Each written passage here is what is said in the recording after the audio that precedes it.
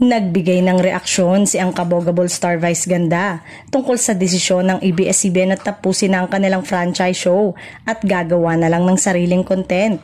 Say nito, mahirap magsalita tungkol dyan kasi business side yan, pero kung ano man ang desisyon ng ABS-CBN ay nandito kaming mga sundalo nila at gagawa kami ng magagandang show at pelikula at magtutulong-tulong para sa industriya sa buong Pilipinas, hindi lang sa ABS-CBN. Hindi naman lingid sa kaalaman ng iba na talaga namang nangunguna ang rating ng natatanggap ngayon ng Showtime sa partnership ng ABS-CBN at GMA.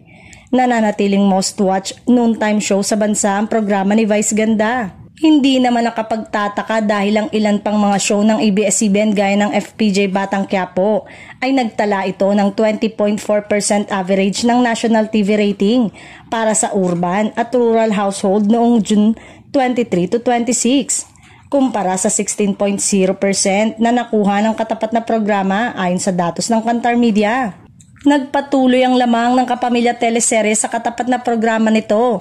Patunay na kahit walang prangkisa ay walang kayang umangat ng Kapamilya Network.